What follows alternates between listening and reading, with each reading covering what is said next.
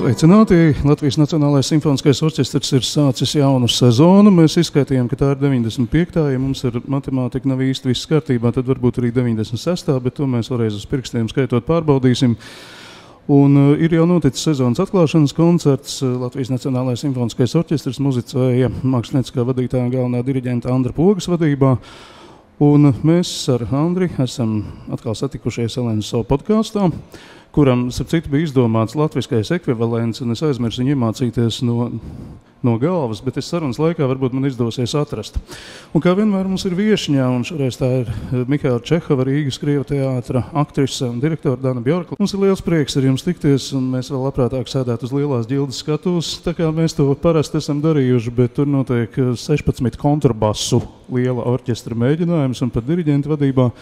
Tāpēc mēs atrodamies foajē pie zāles, un uzreiz teikšu lielu paldies mūsu sabiedrisko attiecību konsultantei Maijai Prozorovičai, kura ierosināja šo sarunu atparoties no kādas tikšanās, kas bijusi jums teātrī, un kur tikšanās objekts bija Mihails Čehovs. Mūsu teātris ir vienīgais teātris pasaulē, kas nesā Mihaila Čehova vārdu, un tā tikšanās, par kuru runā Maija, laikam viņa domājusi mūsu jauno izrādi projektu Tilts Rīga Holivuda, jo mūsu teātris ir iecerējis milzīgu ilgtermiņa projektu, kas sastāvēs no vairākiem apakšprojektiem ar domu izglītot mūsu sabiedrību, Latvijas sabiedrību, lai popularizētu Mihaila Čehova vārdu Latvijā, jo, diemžēl, uz doto brīdi mēs sastapāmies ar tādu situāciju, ka pasaulē Mihaila Čehovu pazīst visi, bet Rīgā maz kas zina, kas ir Mihails Čehovs. Nu, tieši par to ir runa, jā. Jā, un maz kas zina, ka Mihails Čehovs ir bijis un paliek Holivudas zvaigzne,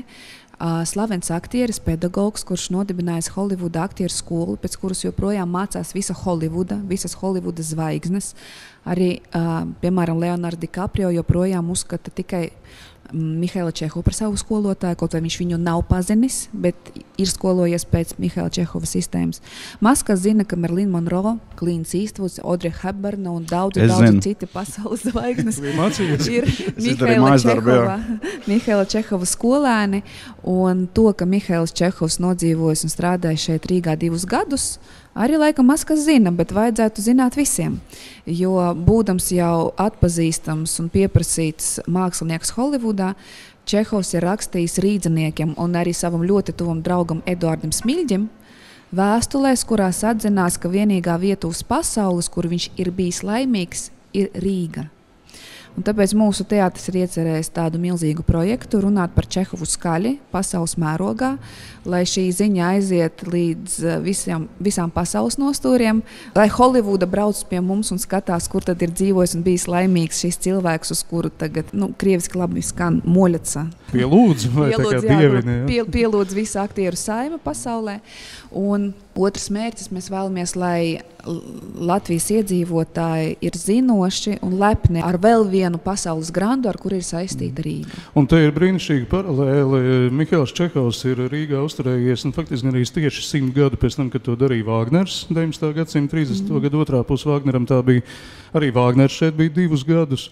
Arī viņš šeit piedzīvoja droši vien dažu labu priecīgu brīdi, bet arī sarūktinājumu, un ar Mihailu Čehovu ir diezgan līdzīgi. Jo nav jau tā, ka visi viņu pieņēma, un šis citāts, uz ko norādīja mākslas zinātniece Anita Vanaga, nesen pētot Jāņa Kalniņa 3 Hamletus, kur pie viena Mihails Čehovs bija vistiešākajā veidā iesaistīts, jo Jānis Kalniņš rakstīja mūziku Mihaila Čehova inscenētam Hamletam Nacionālajā teātrī, un Čehovs pēc tam esot ļoti slavējis un atzīst, ka tā nesot īstā Hamleta mūzika, un zinot operu tam var piekrist. Bet presē par Čehovu, piemēram, rakstīja tā. Ticamas ziņas, ka Rīgā notikusi sanāksme tāda un tāda, pie kāda teātra pasaulē pazīstama vecāka darbinieka un tā tālāk, kurš kādreiz noliedz Čehovu, tagad esot pār viņu. Un šis kungs uzstājas ar dedzīgu runu, un visi klātsošie devuši svinīgu solījumu panākt iespēju Čehovam atpakaļ nākt, un līdz ar to atgriezties arī mūsu jauno aktieru audzinātāju darbā.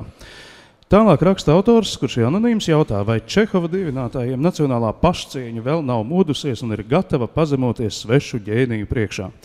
Un mēs ļoti labi zinām, ka ir sabiedrības daļas, kas ļoti nošķir savējie un svešie, un tā arī ir mūsu šīs reizes tikšanās tēma. Mēs esam diezgan daudz domājuši orķestrī par to, ko nozīmē dažādas tautības klausītāji mūsu zālē, un mēs to nevaram ignorēt.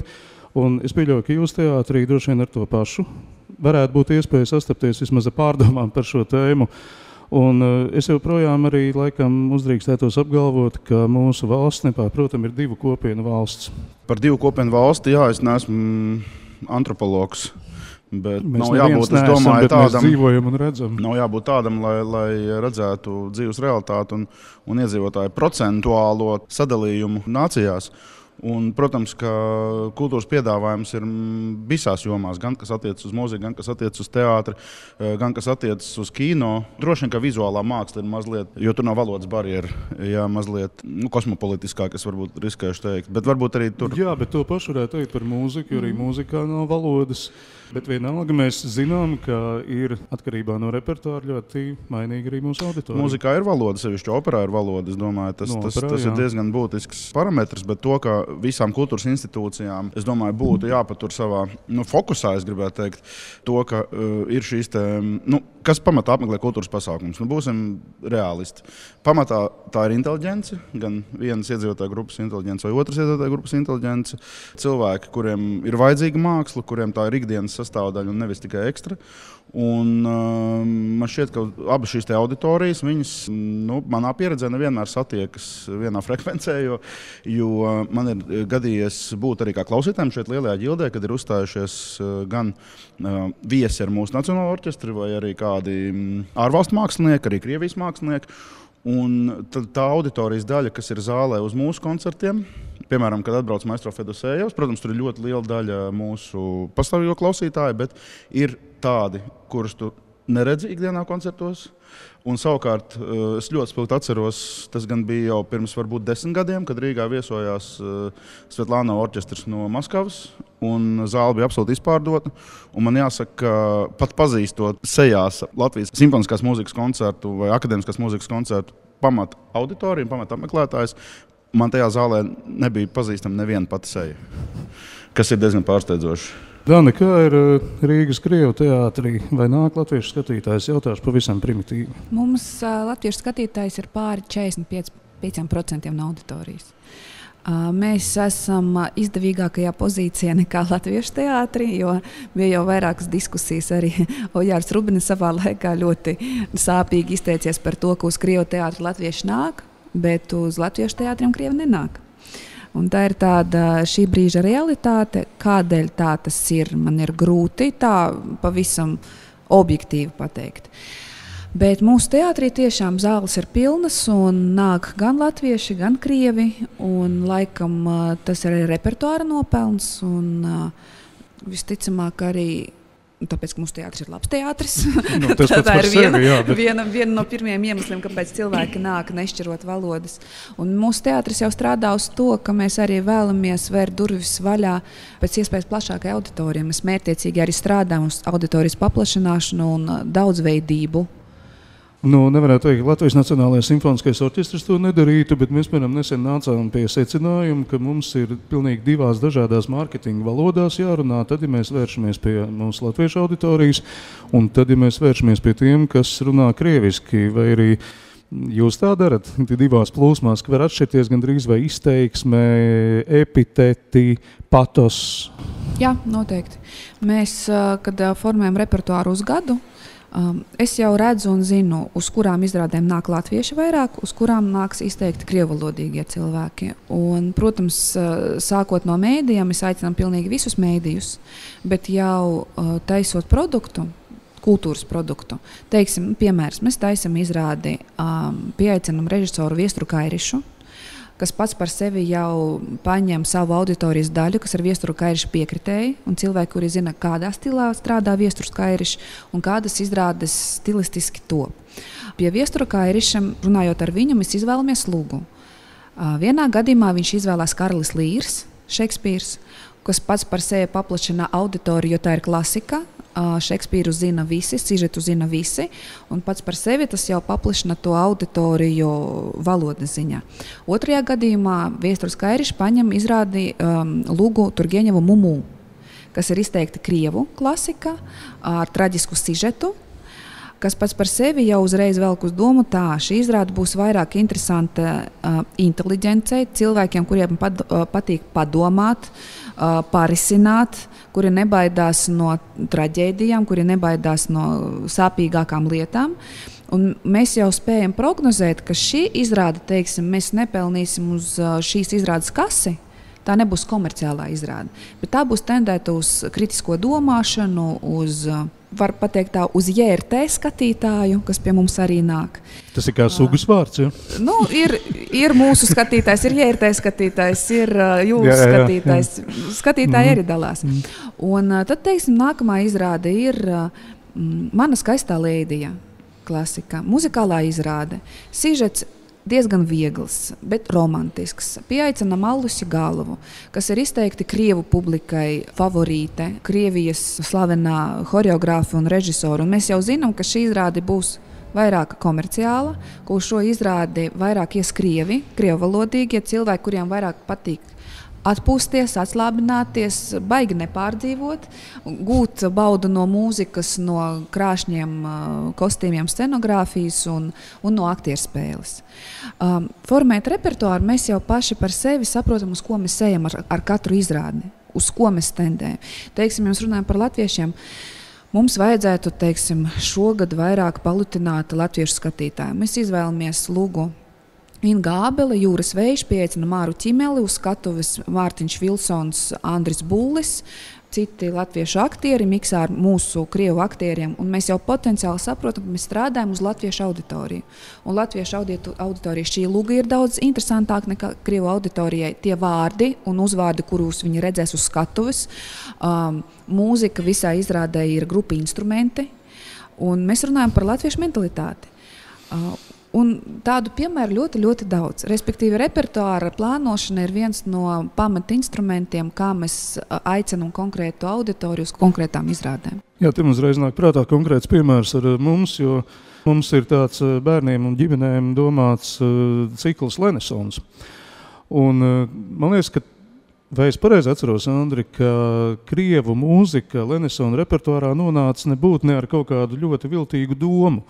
Vienkārši kaut kā likās, tagad ņemsim Čaikovski, tur bērnu ainas varētu būt un gada laiki, un šis cikls ir gan latviešu valodā, gan krievu valodā, un mums momentā bija pilnas zāles uz krievu pasākumiem, un, diemžēl, citos gadījumos ir tā, ka, varbūt negluži pilnas ir šīs Lenesona cikla izrādes, kas ir domāts krievalodīgajiem. Un, piemēram, šo rudeni mēs vispār izdarījām, es pat laikam nekautrējos par to runāt skaļi, diezgan klasisku kļūdu. Mēs aicinājām skatīties na priekļučenie Spriģiķisa. Un nevienam neienāca prātā, ka, ja mēs Spriģiķis būtu nosaukuši par Maļčiks Paļčik, iespējams, ka darbotos pilnīgi cits kaut kāds impulss. Un šai sakarā atnāca atmiņā arī tas, ko Maija Prozoroviča stāstīja.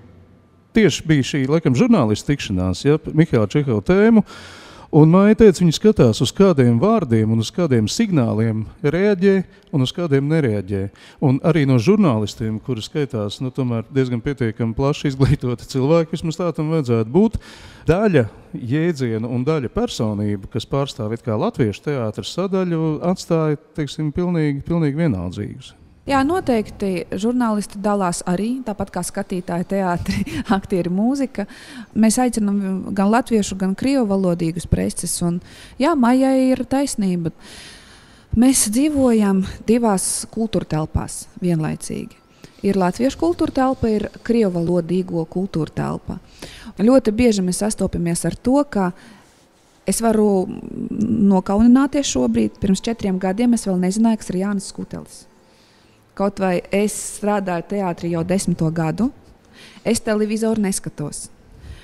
Ļoti līdzīgi, jā. Jā, bet kas ir Jānis Skutelis, es nezināju. Un tikai tad, kad es organizēju festivālu Kuldīgā un vajadzēja formēt programmu, un mani kolēģi saka, jāiecināts Jānis Skutelis, viņš ir foršs, viņam patīk Kuldīgi, kuldīzniekiem patīk viņš ar savu improvizācijas teātri. Un Dāna jautā, kas ir Jānis Skutelis? Es prasu, kas ir Jānis Skutelis. Viņas uz mani skatās kā no mēnes nokritušu personību. Labi, iepazinu Jāni, paskatījos ar viņu šovus, sapratu, viņš ir foršs, sapratu, ka viņš ir ļoti slavens, atpazīstams. Un ir otrādi. Mēs, teiksim, runājam par Juriju Kušpela. Jā. daudz latviešu, kas ir Jurij, kurš spēlē? Un tad man uz viņam jāskatās, kā tu nezini, kas ir Jurijs. Un ja viņš nebūtu bijis mans kolēģis Latvijas radio pirms 20 gadiem, es arī nezinātu. Lūk, un te mēs redzam to, ka mēs dzīvojam it kā kultūrā, pat kultūras darbinieki savā starpā bieži nezina viens otru. Un te ir tas liels mīnus, tā nevar būt Latvijā. Mums tomēr jādzīvo kaut kā vairāk kopā, jāmiksējās. Bet tomēr tas nodalījums eksistē, un ar to, ar ko es sāku cīnīties ļoti brutāli, diezgan agresīvi, kad nonāku vadītāja amatā Krievu teātrī, es sāku brutāli jaukt 4. sienu starp mūsu teātri un latviešu mēdījiem. Tā siena līdz šim ir bijusi izteikta. Ja mēs pat runājam par tādām iknedēļas žurnāliem, ja, ka tiek aprakstīti notikumi no privātās dzīves centiem aktieriem no vairākiem teātriem, kas varbūt bieži vien nav pelnījuši tādu uzmanību kā aktieri. Bet mūsu teātra aktierus, kā personības, nezina tik ļoti plaši, kā vajadzētu zināt. Tie cilvēki, kuri to pelnījuši, ļoti talantīgi aktieri, kas ir veltījuši Latvijas kultūrai entos gadus. Un šitiem maziem piemēram mēs redzam, ka tā siena ir, viņa eksistē. Un 2 gadus mēs viņu brucinam. Nu, bet kā? Izdodas, jā. Izdodas, bet tie ir aktīvi soļi no mūsu puses. Neviens negaida un neviens tev pretī nenāks, kamēr tu to pats negribēsi. Tāpēc tas ir tāds ilgtermiņa pamatīgs darbs, pašiem par sevi runāt, piedāvāt, aicināt, nenogurstāmi aicināt uz dialogu un pašiem būt atvērtiem. Un es domāju, varbūt arī jūsu gadījumā runāt par Krievu publiku, ka te jāizdomā, kā ierauties šajā mēdīju telpā, Krievu mēdīju telpā un notikumu telpā, kultūras telpā.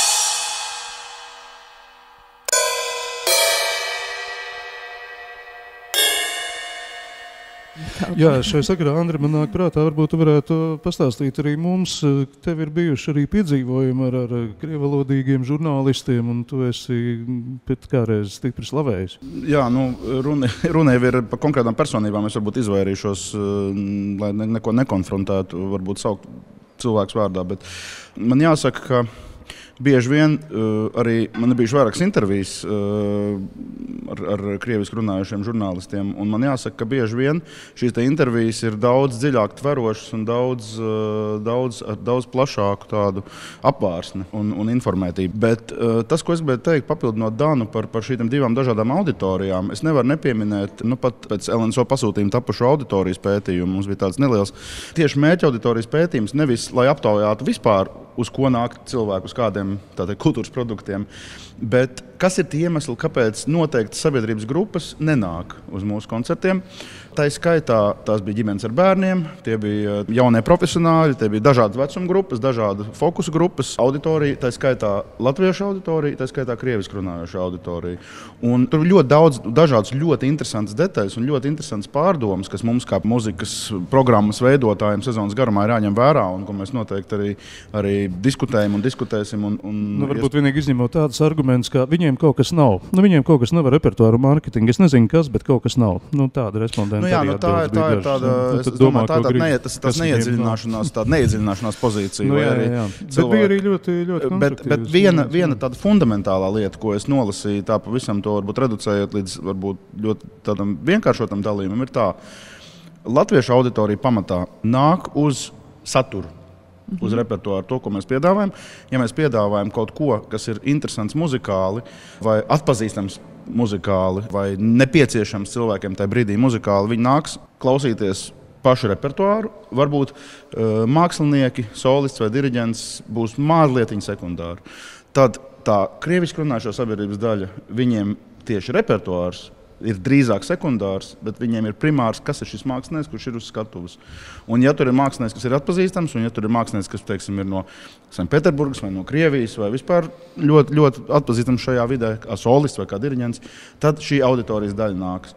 Tas, ka mēs ar saviem vietējiem resursiem spēlēsim, piemēram, krievu mūziku repertuāru, tas nevienā brīdī negarantē to, ka krieviski runājošā... Tas ir skaidrs, jā, bet tā bija tā, godīgi sakot, diezgan negaidītā lieta, kad šis fokus atšķiras atkal. Tas nav plašas auditorijas pētījums, tas ir neliela mērķa grupa pētījums, kāpēc cilvēki izvēlas neapmeklēt. Jā, bet es saskan arī ar Indras Lūkinas jau pasen vienā ārzemju konferencē novēroto un apspriesto, ka cilvēki tiešām simfonisko koncertu gadījumā primāri nāk uz saturu. Un tas bija vispār diezgan pārsteidzoši. Mums vienmēr liekas, ka mēs tagad paaicināsim kādu stāru, un te būs tā pilnā zāle uzreiz.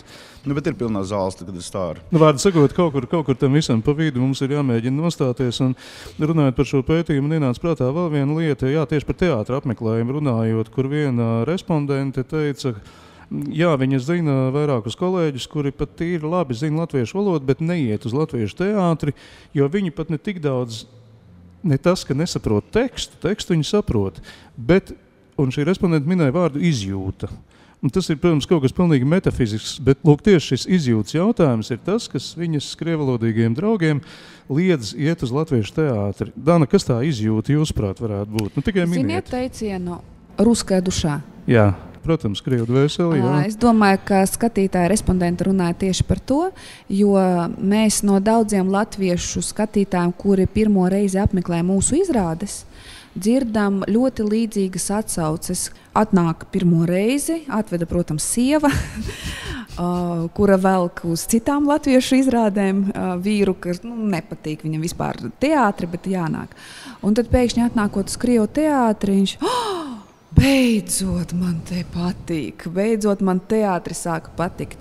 Un tad šie cilvēki, kuri pēkšņi atklāja mūsu teātrī, ka viņam patīk teātris, viņi runā par to, te spēlē savādāk, te kaut kā viss ir skaidrs.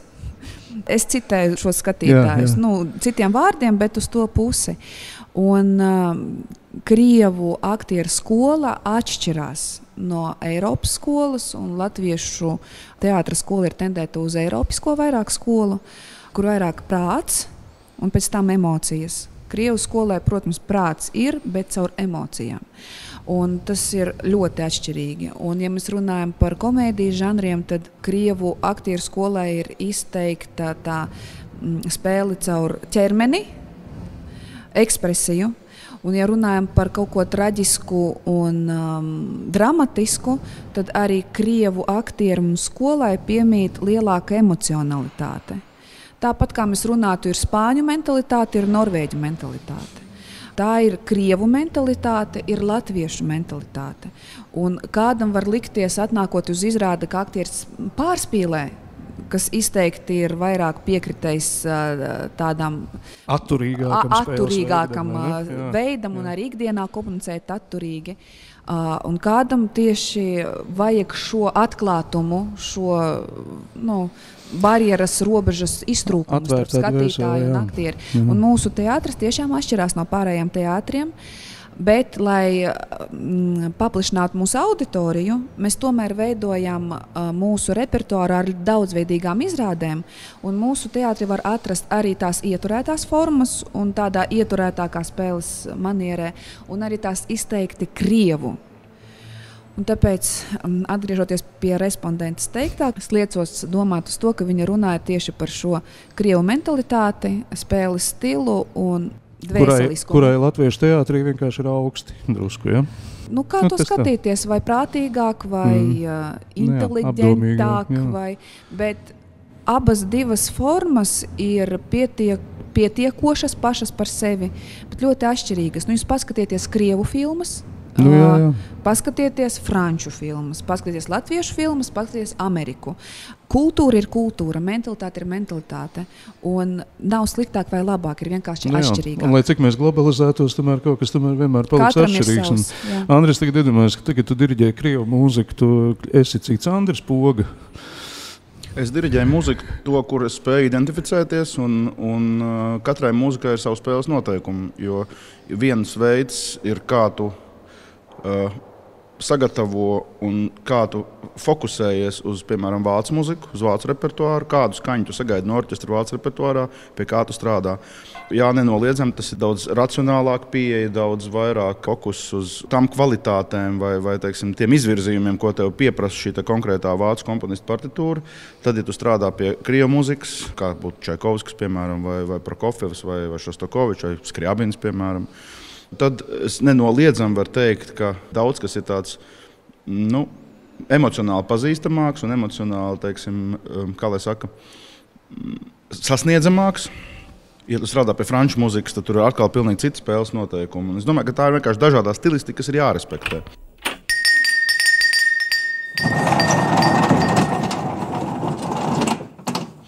Bet ir viena lieta, ko es vēlētos, es visu laiku tā domāju par šo. Man nedod mieru viena doma par to, ko mēs izvirzījām pašā sākumā, runājot par Mihailu Čehovu un runājot par šo te toreizējo. Tagad mums liktos, droši vien, ka tas ir anahronisms kaut ko tādu rakstīt presē, ja, bet par šo te... Tagad nerakstītu presē, tagad vienkārši nodomā vai ierakst komentāros vai Facebookā vai Twitterī.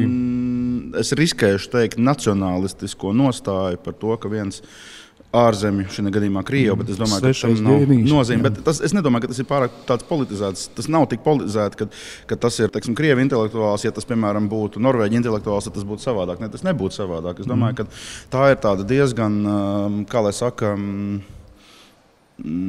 mazu nāciju droši vien raksturiezīme. Tiešām rūpēties par savu nacionālo pašapziņu droši vien visos līmeņos, un ja ir kāds spilgts prāts vai spilgta personība no ārpuses, tad būs cilvēki, kas noteikti viņu, protams, ka iecels absolūti elka lomā, bet būs tādi, kas droši vien būs ļoti skeptiski un pat kaut kādā ziņā varbūt pat tā ir kaut kāda tāda skaudīga nostura ieskanās. Es nezinu, man to ir grūti, teiksim, tā pilnīgi precizēt, bet man ir viena lieta, kas šajā sakarā skaidrs, citi laiki, cita politiskā iekārta, cits veids, kā vispār lietas tiek menedžētas. Paskatīsimies kaut vai uz, piemēram, faktu, ka Vasilijs Naļskis, kurš šeit Rīgā bija 11 gadus galvenais diriģents, ar ārkārtīgi lielu entuziasmu un ar ārkārtīgi lielu deksmu, man jāsaka, līdz pat šai dienai, kad viņš šeit brauc reizi sezonā diriģēt mūsu orķestru, kā jau goda diriģents, pievērš latviešu muzikai. Un savulaik viņš pievērsās ļoti daudz latviešu muzikas pirmaskaņošanai. Es ticu, ka tas nebija tikai un vienīgi tāpēc, ka viņam bija pienākums to darīt, bet viņš pat arī iedraudzējās ar visiem tā laika vadošajiem komponistiem un pasūtīja viņiem jaundarbus. Viņš bija absolūti kļuvis par savēju, un viņš iemācījās lasīt latviski, viņš joprojām lasa latviski. Tāpat laikā būdams, absolūti 100% krievu muziķis no Krievijas. Tajā laikā Padomju Savienība, bet es domāju, ka šis mazas nācijas moments, ko es minēju, viņš jau nekad nav tā izšķīdis, kā izšķīst, piemēram, C vitamīns ūdens glāzē. Ja? Lai kā šo kopējo valsti nosauktu kādā vārdā. Ja? Es domāju, ka nacionālā pašapziņa vienmēr ir bijusi un vienmēr ir bijusi šis sensitīvais moments. Es nesaku, ka tas ir labi vai slikti, es vienkārši redzu, ka šis moments ir, un es domāju, ka viņš ir arī varbūt citām tādām, sauksim to tā, reģionālām nācijām varbūt raksturīgs. Tagad tas, ko tu runā, man ierosina izteikt vienkārši blakus esošu piezīmi par tām mazajām nācijām, tās mazās nācijas, kas neielaiž svešos ģēnijus. Ja? Atcerēsimies, ka Ulmaņa režīma laikā latvieši pret lībiešiem vai latgaliešiem, pat pret latgaliešiem, arī bija šī konfrontācija. Tad, kur vēl vispār tālāk var iedomāties, ka kaut kāda 1,5 miljona latviešu pret latgaliešiem, ja? Un nebija tik labi. Tak visiem vajadzēja kļūt par latviešiem. Tas ir vēl papildinājums tai tēzē par to es negribu lietot tādu izaicinošo vārdu provinciālisms, bet tas savas būtības tas droši vien tā ir. Tieši tāds, man liekas, viņš arī ir. Politika ir bijusi vienmēr un paliks vienmēr. Un to, kas ir izdevīgi kādam konkrētam cilvēkam vai kolektīvam dotajos apstākļos konkrētā valstī, no tā arī būs atkarīgi, kā virzīsies notikumi valstī, kultūrām vai citās jomās. Un mūsu valsts nav izņēmums. Un, es vienmēr esmu bijis par to, ka kultūrai ir jānorobežo sev no politikas. To darīt ir grūti, jo mēs dzīvojam vienā valstī, notikumi grozās ap mums arī, un mēģinot iekļaut arī kultūru politikas spēlēs. Un uz to ir sāpīgi noskatīties, ir tīpaši, ja mēs runājam par Čehovu, tā bija politika. Tas ir mans uzskats. Jā, tā ir bijusi izteikta politika, vēl ņemot vērā to, kas notika tajos gados, kad Čehovs devās prom no Latvijas mūsu valstī. Un runājot par šodienu, notiek tās spēles. Ir tīpaši man rūkti noskatīties, kad mēģina izteikti ievilināt jaunus cilvēkus, skolēnus, jauniešus, kuriem nav noformēta sava domāšana vēl, kuri nav pietiekami lasījuši, kuri nav pietiekami smelšies pieredzi savā dzīvē, konfrontējot viņu vienā vai otrā nometnē. Ja mēs runājam par izteikt to konfliktu, kas skar nacionālos svētkus pavasarī, jā, tad šī situācija paliek pavisam nesmuka. Es uz to noskatos ar lielu rūgtumu. Kad uz ielām izskrien jaunieši, vai tie būtu krievalodīgi vai latviešu valodīgi, ļaujot kādas idejas, par kurām neko nesaprot, tikai saklausoties, salasoties vai bīdīti no kādām partijām. Uzkūdīgi. Bet tad sanāk, ka tas ir vienkārši politisks manevrs, kas spēlē uz šīs nacionālās stīgas. Protams, tā ir naudas arī toreizējā gadījumā. Ulmaņa laikos, jā. Visticamāk, jā. Bet es atkal pateikšu pretēji, jo man vienmēr ļoti silta sajūta ir, piemēram, tad, kad ir Staro Rīga, vai tad, kad ir 18. novembris, un kad ir latvieši izgājuši ielās, un ir vienlaikus arī tāds, tā kā gandrīz vai narodnai guļaņie, jo visi iet plec pie pleca, tur nav nekāda nošķīruma, tur cilvēki iet un priecājas un ir laimīgi. Tāpēc arī pieminēja nacionālos svētkus, jo tā ir tīrā politika. Cilvēki dzīvo, precās, dzimst bērni. Es pati esmu, man ir krievu un latviešu saknes manai ģimenei, un ne tikai manā paudzē, bet arī iepriekšējās.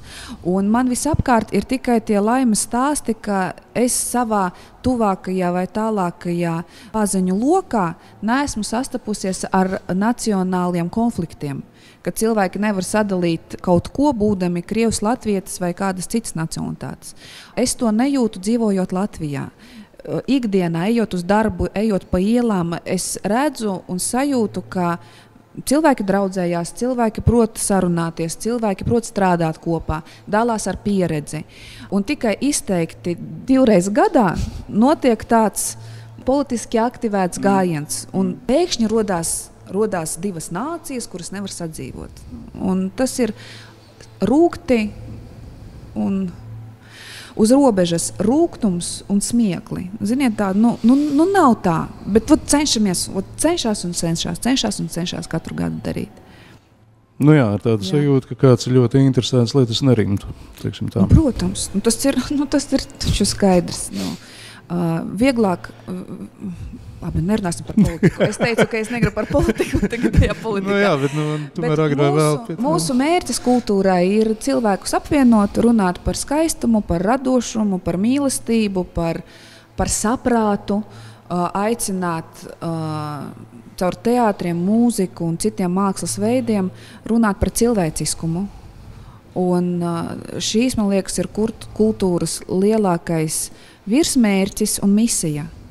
Un Latvijā, es uzskatu, kultūra ir ļoti augstā līmenī, kvalitāte ļoti augsta ir katrai mākslas jomai. Un ar šo savu misiju mēs tiekām galā ļoti labi. Tas būtu gan arī jauks noslēgums, bet es tomēr vēl drusciņi gribu pieskarties tam pašam, ar ko mēs sākām ar Mihailu Čehovu. Tā kā mēs runājam par tām aktieru spēles skolām, pirmkārt, jūs man pamatīgi tagad samulsinājāt, jūs vairs nevar atcerēties, kādā valodā es lasīju tos Čehovu darbus, un varbūt, ka tie nebija viņi, bet tie varētu būt asistentu piezīmes. Jo tā bija vai nu krievu valoda vai... Jo Mihails Čehovs, viņš ceļoja pa pasauli, un viņš apzināti nerakstīja grāmatas ar domu, ka viņš uzskatīja, ka caur grāmatām nevar nodot to īsto mākslu un zinātni par teātri. Un viņš sauca savu zinātni par maģijas atslēgām. Es ceļoju pa pasauli, lai nodotu cilvēkiem šīs maģijas atslēgas no mutes mutē un parādot, kas tad ir teātris un kas tā ir tā īstā metode. Un būdams Holivudā, viņš tomēr uzrakstīja pāris grāmatas, vienu vai divu. Bet vai tā nav, ka lielā mērā pateicoties arī viņam cilvēks zina Stanislavski, jo viņš bija Stanislavska skolnieks. Un viņš šo te metodi gan attīst, gan arī konfrontēja, man šķiet, vismaz tas, ko es esmu lasījis. Stanislavskis jau grants. Jā, bet viņš jau nāk no, viņš ir viņa audzēknis. Jā, viņš ir viņa audzēknis, un Mihails Čehovs, viņš ir izveidojis it kā pavisam pretēji no Stanislavskas sistēmas, bet rezultāts ir tāds, uz ko bija tendēts Stanislavskis, respektīvi viņi abi kopā atnāk līdz vienam rezultātam, bet pat diviem, katrs pa savu ceļu. Jā, bet ar to, ka es piesaucu tos 90. gadus un to sagrīnos mūsu aktieru kursus neatkarības laika, kaut kas no Mihaila Čehova, man liekas, tomēr arī latviešu teātrī ir ienācis. Jo man liekas, ka Anna Nežvertiņa un Pēters Krilovs visticamāk varēja būt pazīstami ar šo.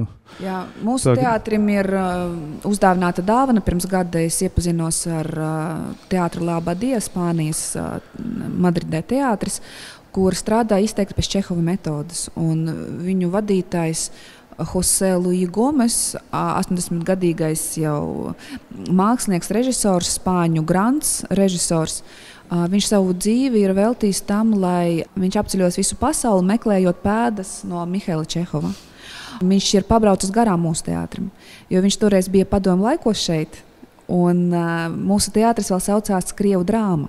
Un Čehova vārds nebija, taču, ne? Nebija. Un mēs ar viņu sastapāmies vienā seminārā pirms gada, un kad viņš sadzirdēja, ka es esmu from Mihaila Čehova Riga Russian Theatre. Viņš apgāzās. Viņam kur? Es saku, Latvija, Rīga. Es biju Rīgā, bet nebija Čehova. Es saku, viņš arī nezināja, ka Čehovs ir bijis Rīgā. Viņš nezināja, un viņš speciāli atbrauca vēlreiz. Es viņu izvadāju pa Rīgu, parādīju viņam, un viņš uzdāvināja mūsu teātrim 8 oriģinālu ierakstus ar Čehova lekcijām Holivudā, angļu valodā. Ģeniāli. un savukārt tas par to Čehova nevēlēšanos rakstīt, pirms viņš tomēr rakstīja, man drusciņi atkal atgādināja Rudolfu Steineru un viņa antropozofijas idejas, jo īstenībā Steiners jau pats arī laikam taču vai nu nerakstīja vai maz rakstīja, bet viņa audzēkņa asistenti klausītāji ir tie, un man liekas, Vetīgi Čehovam arī nebija drusku saistība ar šo visu, un pat ja arī nebija vienalga, tas mūs aizved pie tā skaistā rezumējuma, ko jūs teicāt, ka mums ir vienkārši jāsatiekas mākslā, lai runātu par cilvēcisko. Un tas tad arī varētu būt šīs reizes sarunas rezumējums. Saku paldies Mihaila Čehova Rīgas Krievu teātra aktrisei direktorei Danai Bjorkai. Saku paldies Lenes savu mākslinieckajiem vadītājiem galvenajiem diriģentam Andrim Pogam. Ar jums kopā arī Orests Silabriedis. Un mēs tiksimies droši vien atkal pēc pāris nedēļām runāsim par kaut ko citu. Paldies! Paldies!